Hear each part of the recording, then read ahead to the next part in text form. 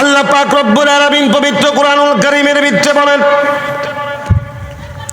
এই কোরআন যারা নাকি আমল করে নাই, এই কোরআন যারা নাকি পড়ে নাই, এই কোরআন যারা নাকি শুনে নাই, আল্লাহ পাক রব্বুল আলামিন কিয়ামতের দিন কঠিন মুসিবতের সময় তাদেরকে অন্ধ বানায়া উঠাবেন, অন্ধ করে উঠাবেন, তারা অন্ধ থাকবে।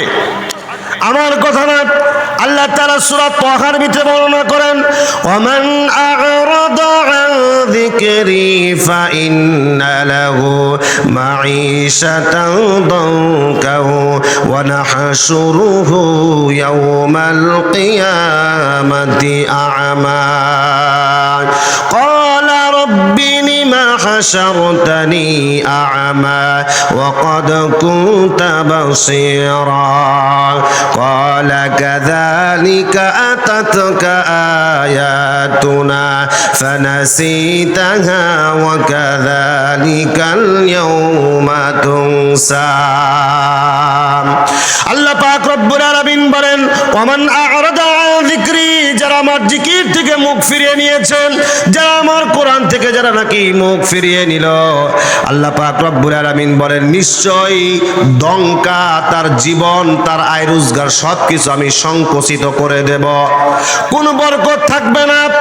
এবং কি ওয়াহশুরুহু ইয়াওমাল কিয়ামাতি আ'মা, এবং কিয়ামতের দিন তাদেরকে আল্লাহ পাক রব্বুল আলামিন অন্ধ করে উঠাবেন, তারা অন্ধ থাকবে। মানুষেরা বলবে, ক্বালা রাব্বি লিমা হাশারতানি আ'মা, ও আল্লাহ, দুনিয়াতে তো আমরা চক্ষু ছিল আমাদের, আমরা তো চোখে দেখতাম, কিয়ামতের ময়দানে আজকে আমাদের চোখটা কেন অন্ধ করে উঠানো হলো?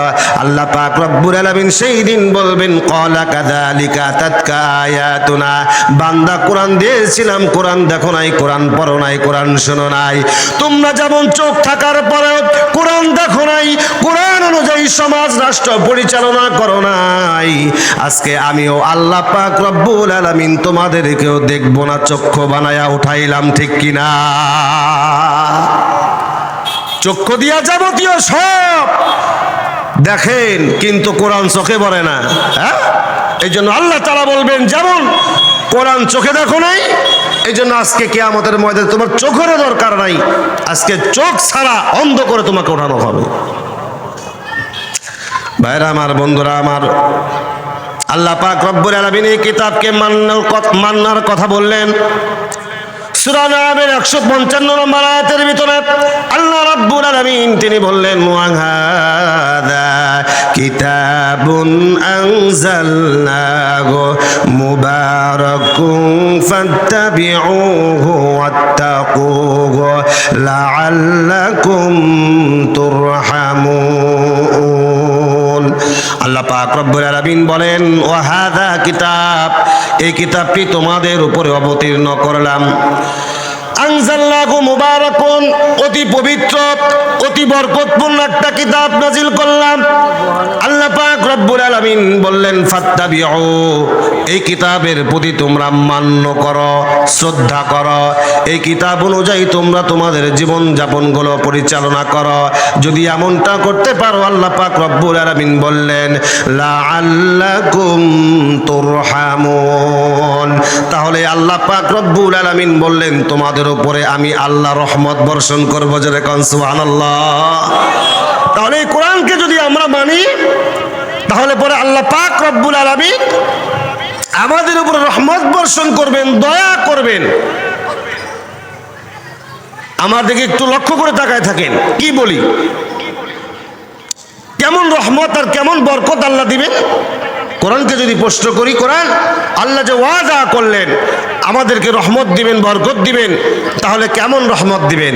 কোরআন বলে, আল্লাহ পাক রব্বুল আলামিন পবিত্র কোরআনুল কারীমের ভিতরে বলেন, ওয়ালাউ আন্না আহলাল কুরা আমানু ওয়াত্তাকাউ লাফাতাহনা আলাইহিম বারাকাতিম মিনাস সামাই ওয়াল আরদ। আল্লাহ পাক রব্বুল আলামিন বলেন, জনপদের লোকেরা, দেশের লোকেরা, তোমরা যদি আমার প্রতি ঈমান আনয়ন করতে পারো, আর আমি আল্লাহকে যদি তোমরা ভয় করার নীতি যদি তোমরা অবলম্বন করো, তাহলে বারাকাতিম মিনাস সামা, আসমান থেকে তোমাদের জন্য আমি আল্লাহ বরকতের দরজা খুলে দেব। এবং কি আল্লাহ তাআলা বললেন ওয়াল আরদ, জমিনেরও বরকতের দরজা তোমাদের জন্য খুলে দেব। জোরে কোন সুবহানাল্লাহ। আল্লাহর প্রতি যদি ঈমান আনয়ন করি আর যদি আল্লাহকে যদি ভয় করার রীতি অবলম্বন করতে পারি, তাহলে পরে আল্লাহ তাআলা বলেন আসমান আর জমিনের রহমত আর বরকতের দরজা তোমাদের জন্য খুলে দেব। জোরে কোন সুবহানাল্লাহ। আসমানের বরকতটা কি? আসমানের বরকত কল্যাণ হলো বান্দার জন্য যা উত্তম, যা বরকত, বান্দার জন্য আসমান থেকে যা কিছু দরকার, এটাই আল্লাহ তাআলা বান্দার জন্য জমিনে আল্লাহ তাআলা নাজিল করবেন, পাঠায়া দিবেন। আর জমিনের বরকতটা হলো কি? এই মাটির নিচে আল্লাহ পাক রব্বুল আলামিন কত সম্পদ যে রাখছেন, এটা আমি আপনি খুঁজেও পাবো না। খনিজ সম্পদ রেখেছেন, পানি সম্পদ রেখেছেন, গ্যাস সম্পদ রেখেছেন, কয়লা সম্পদ রেখেছেন, স্বর্ণের সম্পদ রেখেছেন মাটির নিচে। আমাদের বাংলাদেশ এত উর্বর একটা জমিন, এই বাংলার ভূখণ্ডের জমিনের ভিতরে এত খনিজ সম্পদ আছে যা গবেষকরা বলে অন্য কোনো দেশেও এত খনিজ সম্পদ পাওয়া যাবে না। পাকিস্তান থেকে একজন হাকিম এসেছিল, হাকিম চিকিৎসক, ওই যে যারা লতা পাতার যারা চিকিৎসা করেন আছে না, পাকিস্তান থেকে একজন হাকিম এসেছেন। সে যখন নাকি ইস্তেঞ্জা করার জন্য, পেশাব করার জন্য যায়, বসে উঠে আসে, আর এক জায়গায় যায় বসে উঠে আসে। একজন বললেন, স্যার আপনি পেশাব করবেন, আপনি বারবার উঠে খালি আপনি স্থান পরিবর্তন করেন কেন? বললেন যে আমি যেখানেই যাই সেখানে মানুষের উপকারী গুণাগুণ সম্মিলিত গাছগুলো আমি দেখতে পাই। আমি চাই না যে আমার পেশাবটা ওই ঔষধি গাছের উপরে পড়ুক। জোরে কোন সুবহানাল্লাহ। এটাই হলো আমার বাংলাদেশ। বাংলাদেশের এমন কোনো জিনিস নাই যেটা আমাদের জন্য কমতি আছে, নাই, কিন্তু আমরা এগুলো পাই না। কারণ আছে, কারণ আল্লাহ সামনে ব্যাখ্যা করতেছে। আমরা পাই না। এই যে সোনার বাংলাদেশের গ্যাস সম্পদ, খনিজ সম্পদ, কয়লার সম্পদ, এগুলো আমি আপনি বুঝি না। যারা বাংলাদেশ নিয়ে সব সময় ষড়যন্ত্র করে এবং কি তাদের নজর বাংলাদেশের দিকে, এরা গবেষণা করে, এরা জানে বাংলাদেশে বারবার বিভিন্ন হামলা মামলা এবং বিভিন্ন ধরনের হুমকি দামকি আসে বহির্বিশ্ব থেকে। কেন আপনি তো জানেন না। তারা জানে এই দেশের মাটির নিচে আল্লাহ তাআলা অফুরন্ত নিয়ামত আল্লাহ তাআলা দিয়ে দিয়েছেন। সুবহানাল্লাহ। এই জন্য তো সকলের নজরের দিকে পড়ে। বুঝেন না তো, পাবলিক বুঝে না এগুলা। আল্লাহ পাক রব্বুল আলামিন বলেন, এইগুলো সম্পদ যদি তোমরা যদি নিতে চাও, তোমরা যদি উঠাতে চাও, আল্লাহ পাক রব্বুল আলামিন বলেন সকল লোক মিলেও তোমরা উঠাইতে পারবা না। আল্লাহ পাক রব্বুল আলামিন বলেন যারা ঈমানদার, যারা মুমিন হবে তাদের হাতেই আমি আল্লাহ পাক এইগুলো উঠাইয়া দিব। জোরে কোন সুবহানাল্লাহ। এই সম্পদগুলো এমনি এমনি দিবে না। যারা ঈমান আনবে, আল্লাহকে ভয় করবে, এমন ব্যক্তিদেরকে আল্লাহ তাআলা এই সম্পদের আল্লাহ তাআলা মালিক বানায়া দিবে। যেমন আল্লাহ পাক রব্বুল আলামিন বললেন, এখন আমরা মালিক হব কিভাবে? খনিজ সম্পদ এগুলো হলো রাষ্ট্রের সম্পদ। কোনো পাবলিক কোনো এগুলো সম্পদগুলো উঠানোর তার এখতিয়ার নাই। যদি উঠায় তার বিরুদ্ধে রাষ্ট্রদ্রোহী মামলা হবে। এগুলো উঠাবে কে? রাষ্ট্রের যিনি গভর্নর হবে তারা উঠাবে। রাষ্ট্রের যিনি দায়িত্ব হবে, ক্ষমতা পেয়ে যারা গদিতে যাবে তারাই এগুলো উঠাবে। ঠিক কিনা জোরে কন? এই জন্য আল্লাহ পাক রব্বুল আলামিন আগের আয়াতে বললেন যারা মুমিন হবে তাদেরকেই আমি আল্লাহ তাআলা এই নিয়ামতের মালিক বানায়া দিব।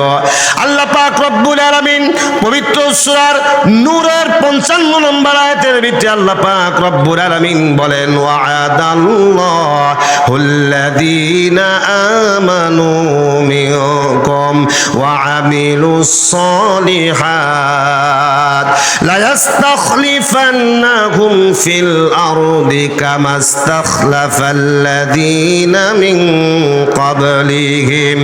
আল্লাহ পাক রব্বুল আলামিন বলেন, ওয়া'আদাল্লাহ, আমি আল্লাহ তাআলা তোমাদের সাথে ওয়াদা করলাম, আমানু যারা ঈমান আনবে, মিনকুম ওয়া আমিলুস সালিহাত, আর আর যারা নাকি সৎ কর্ম করবে, যারা নেক আমল করবে, আমল সালেহ করবে, আল্লাহ পাক রব্বুল আলামিন বলেন লা ইস্তাখলিফান্নাহুম ফিল আরদ, তাদের কাছে আমি ওয়াদা করলাম তাদেরকে জমিনের ভিতরে আমি রাষ্ট্রীয় ক্ষমতা দান করব। জোরে কোন সুবহানাল্লাহ। কথা বুঝেন আমার? আগের আয়াতে আল্লাহ বললেন এই সম্পদগুলো উঠাবা, সবাই উঠাইতে পারবে না, যারা মুমিন তারাই উঠাইতে পারবে। এখন শুধু মুমিন হলে উঠাইতে পারবেন না, আপনি ওই গদি পর্যন্ত যাইতে হবে। এই জন্য আল্লাহ তাআলা এখন ওয়াদা করলেন মুমিনদের কাছে, ওয়াদাল্লাহুল হক, আমি আল্লাহ ওয়াদা করলাম মুমিনদেরকে আমি রাষ্ট্র ক্ষমতা দান করবো। জোরে কোন সুবহানাল্লাহ।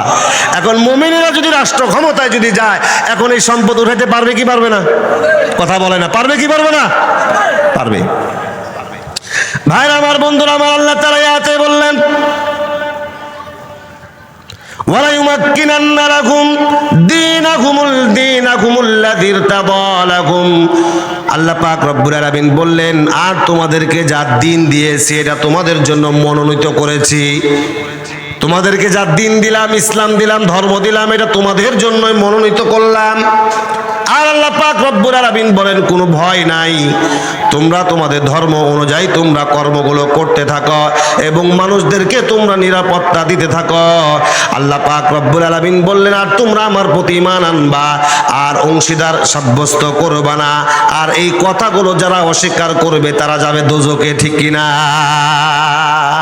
আল্লাহ পাকের কথা, তারা যাবে দোজখে। তার মানে বোঝা গেল, তাফসীর ইবনে কাসীরের ভিতরে এসেছেন মুমিনেরা যদি ক্ষমতায় যায় তাহলে পরে আল্লাহ তাআলা নিজে গ্যারান্টি দিয়েছেন মানুষেরা নিরাপদ পাবে, নিরাপত্তা পাবে, জনগণের সম্পদ নিরাপদে থাকবে, দেশের ভিতরে কোনো বিশৃঙ্খলা এগুলো সৃষ্টি হবে না, মানুষ তার নিজ নিজ ভাবে সুন্দরভাবে দিন ধর্ম পালন করতে পারবে, কোনো বাধা থাকবে না। এরপরে দেখেন আল্লাহ পাক রব্বুল আলামিন কি বলেন সূরা হজের 41 নম্বর আয়াতের ভিতরে আল্লাহ পাক রব্বুল আলামিন বলেন আল্লাযীনা ইম্মাক্কান্নাহুম ফিল আরদি আকামুস সালাম ওয়া আতাউয যাকাতা ওয়া আমারু বিল মা'রুফি ওয়া নাহাউ আনিল মুনকার ওয়ালিল্লাহি আকিবাতুল উমুর। আল্লাহ পাক রব্বুল আলামিন বলেন মুমিনরা যদি ক্ষমতায় যায়, যদি মুমিনরা যদি ক্ষমতায় যায় তাহলে পরে সর্বপ্রথম মুমিনরা ক্ষমতা যাওয়ার পরে কাজ করবে চারটা। জোরে বলেন কয়টা? একটু মহব্বতে বলতে হবে। মুমিনরা ক্ষমতায় গেলে কাজ করবে কয়টা? চারটা। আল্লাহ পাক রব্বুল আলামিন বলে এক নাম্বার কাজ হবে আকামুস সালাত, এক নাম্বার রাষ্ট্রের ভিতরে নামাজের বিল পাস করবে, ঠিক কিনা?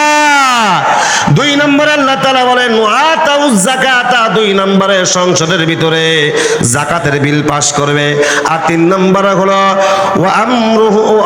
ওয়া আমারু বিল মা'রুফ, মানুষকে সৎ কাজের আদেশ করবে। আর চার নম্বরে হলো ওয়া নাহাউ আনিল মুনকার, মানুষকে অসৎ কাজে বাধা প্রদান করবে। জোরে কোন সুবহানাল্লাহ। ও সিঙ্গারবাসী একটু বুঝে থাকলে বলেন তো দেখি, এই যে আল্লাহ তাআলা ওয়াদা করলেন মুমিনরা যদি কখনো ক্ষমতায় যায় কাজ করবে চারটা। এক নাম্বার হলো নামাজ আদায় করবে, আর দুই নাম্বার হলো যাকাতের বিল পাস করবে, তিন নম্বরে হলো মানুষকে সৎ কাজের আদেশ দিবে, আর চার নম্বরে হলো মানুষকে অসৎ কাজের বাধা দিবে। এই চারটা যদি আজকে আমার সোনার বাংলাদেশের ভিতরে যদি জারি হয়ে যায়, অন্যায় জুলুম হত্যা কি থাকবে? থাকবে? ভাইরা আমার, বন্ধুরা আমার, পক্ষান্তরের সিস্টেম অপর পৃষ্ঠায় দেখেন, অপর পৃষ্ঠায় দেখেন আল্লাহ পাক রব্বুল আলামিন সূরা নম্বরের 34 নম্বর আয়াতের ভিতরে আল্লাহ তাআলা বলেন পক্ষান্তরে যদি কোনো জালেম যদি ক্ষমতায় যায় তারাও কাজ করবে চারটা। কয়টা? পক্ষান্তরে কোনো জালেমরা যদি ক্ষমতার মসনদ দখল করে তারাও কাজ করবে চারটা। আল্লাহ পাক রব্বুল আলামিন পবিত্র কুরআনুল কারীমের সূরা নম্বরের 34 নম্বর আয়াতের ভিতরে বলেন ইন্নাল মুলুকা ইযা দাখালু ক্বরিয়াতান فسدوها وجعلوا أعزة أهلها أذلة وكذلك يفعلون আল্লাহ পাক রব্বুল আলামিন বলেন, কোন জালেম যদি ক্ষমতার মসনদ পায় তারাও কাজ করবে চারটা। এক নাম্বার, আল্লাহ পাক রব্বুল আলামিন বলেন দেশের যত সম্মানিত গুণীজনেরা আছে, যত মানুষ আছে, এদেরকে বেজ্জতি করা হবে। ঠিক কিনা জোরে কোন? এক নাম্বার। দুই নাম্বার হলো তারা সব জায়গায় বিশৃঙ্খলা সৃষ্টি করবে। তিন নাম্বার হলো দেশে যত আল্লাহর যত নিয়ম কারণ আছে, আইন আছে, বিধান আছে, এই জালেমগুলো ক্ষমতায় গিয়ে একটা একটা করে সব উঠায়া দিবে। আর চার নম্বরে হলো দেশের সব জায়গায় এমন কোনো জায়গা থাকবে না যেখানে তারা দুর্নীতির আকড়া বানাবে না। ঠিক কিনা?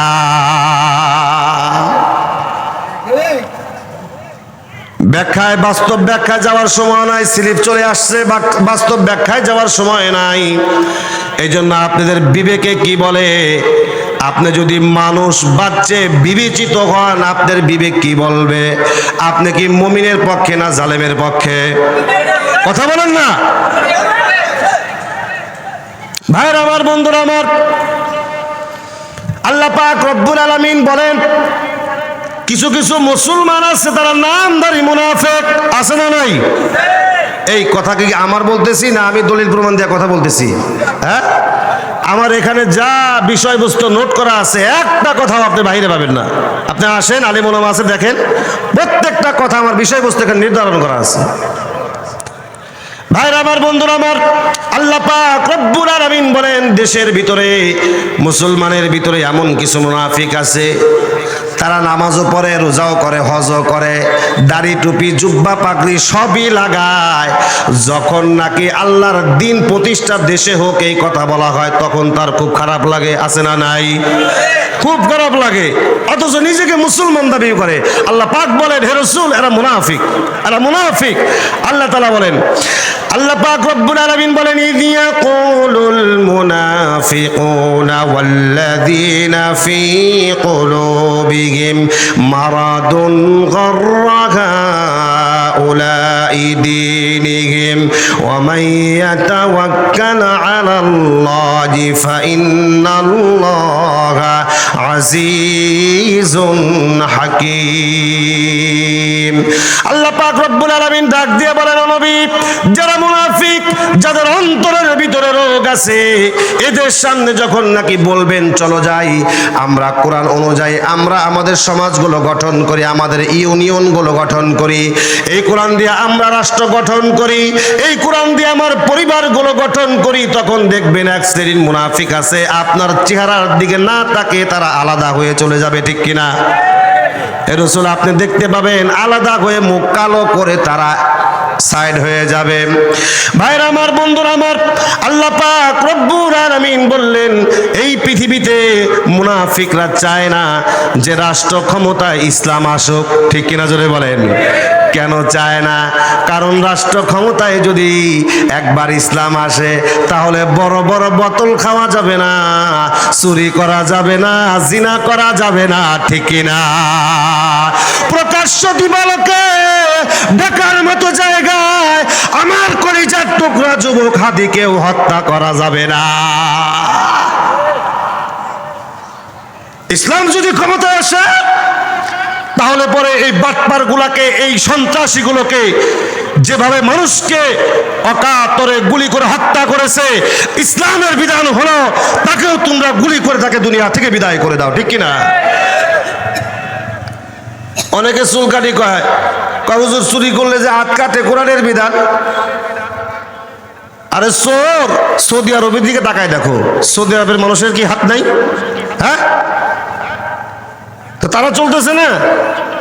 পৃথিবীর শ্রেষ্ঠ নিরাপদ যদি দেশ থাকে সেটা হলো সৌদি আরব।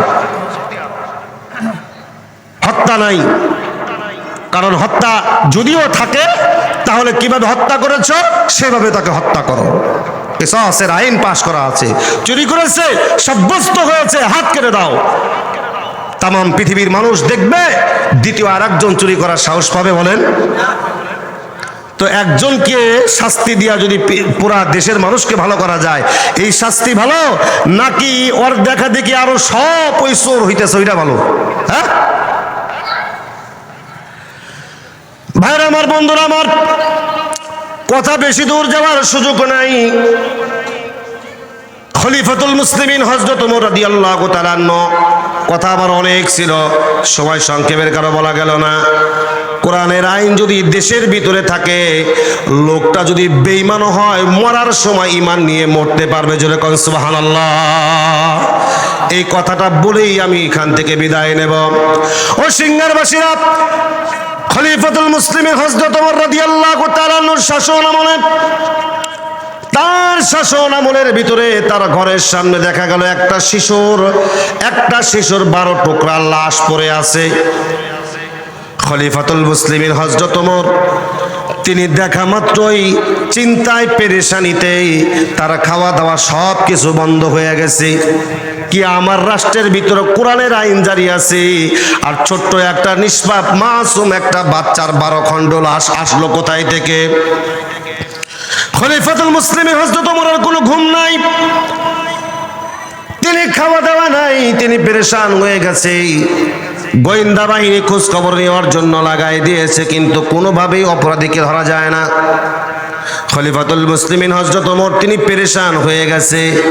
ছোট্ট একটা নিষ্পাপ মাসুম বাচ্চার 12 খণ্ড লাশ দেখে তিনি বেহুশ হয়ে গেছেন, খাওয়া দাওয়া সব কিছু ছেড়ে দিয়েছেন, পাগল হয়ে গেছেন। আর আমার রাষ্ট্রের ভিতরে তাজা তরতাজা মানুষগুলো মারা যায়, আর আমার দেশের দায়িত্বশীলেরা বসে বসে ভালো মন্দ খাওয়া দাওয়া করে।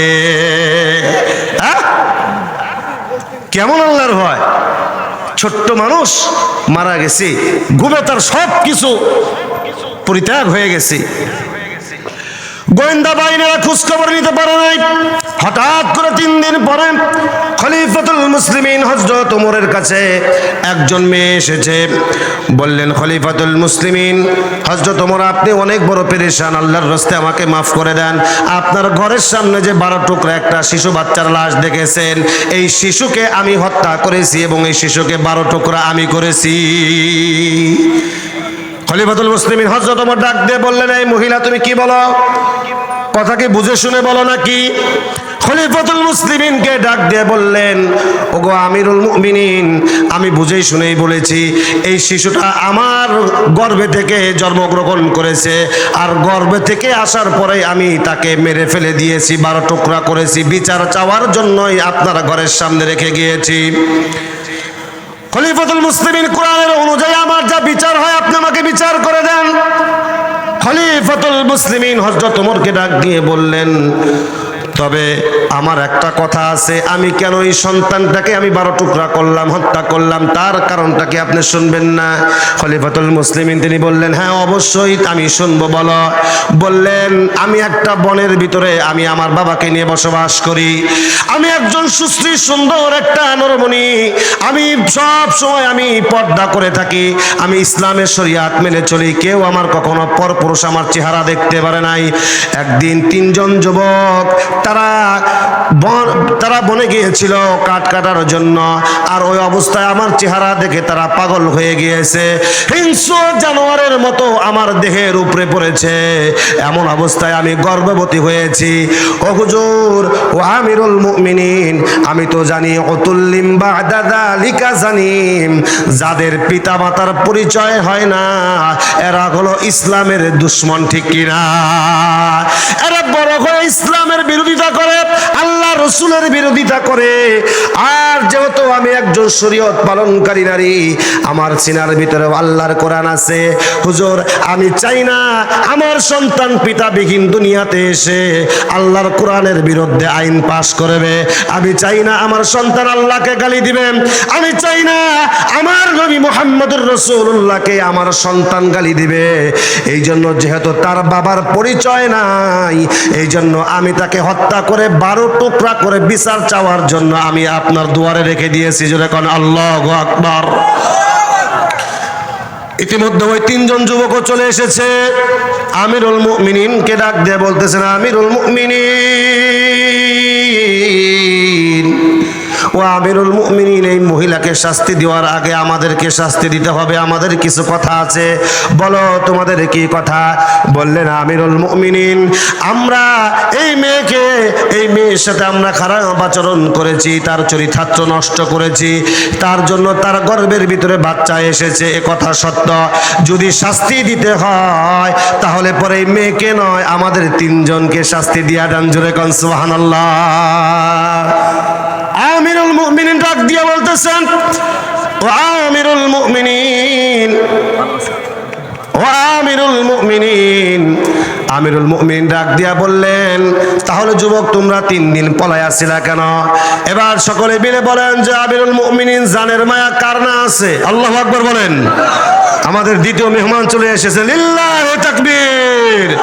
দ্বিতীয় বক্তার আগমন, দ্বিতীয় মুফাসসিরের আগমন, লিল্লাহি তাকবীর। ভাইরা আমার, বন্ধুরা আমার, 1 মিনিটেই আমি ঘটনা শেষ করে দেব। যেহেতু মুহতারাম চলে এসেছেন, আমিরুল মুমিনকে ডাক দিয়া বললেন, ও আমিরুল মুমিনিন, জানের মায়া কার না আছে?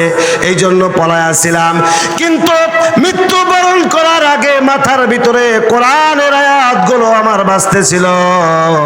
দুনিয়াতে যদি অপরাধের বিচার না হয় তাহলে কিয়ামতের দিন আল্লাহ নিজে বিচার করবে। ও আমিরুল মুমিনিন, দুনিয়ার বিচার সহ্য করার মতো, কিন্তু আখিরাতের বিচার কখনো সহ্য করা যাবে না, ঠিক কিনা? এই জন্য বিচার পাওয়ার জন্য দুনিয়ায় আমরা আগেই চলে এসেছি, বিচার করে দেন। আমিরুল মুমিন হযরত ওমর কোরআন অনুযায়ী বিচার ফাইসালা করে দিলেন। জোরে কোন সুবহানাল্লাহ। এই জন্য হেডিং এ কথাটা এটাই বলেছিলাম, যদি রাষ্ট্রের ভিতরে যদি কোরআন যদি প্রতিষ্ঠা থাকে, হতে পারেন আপনি পাপী, হতে পারেন আপনি নাফরমান, দেশে কোরআন জারি থাকার কারণে মৃত্যুর সময় আফসোস তওবা করে মরার মতো পরিবেশ থাকবে, ঠিক কিনা? জোরে কর। আল্লাহ পাক যেন আমাদেরকে সেই পরিবেশে থাকার তৌফিক দান করেন, সেই পরিবেশ গঠন করার তৌফিক যেন আল্লাহ তাআলা আমাদেরকে দান করেন। সকলে বলেন আমিন। হাযা মা ইলমু ইনদাল্লাহ, আলাইহি তাওয়াক্কালতু ওয়া ইলাইহি উনীব। আসসালামু আলাইকুম ওয়া রাহমাতুল্লাহি ওয়া বারাকাতুহু।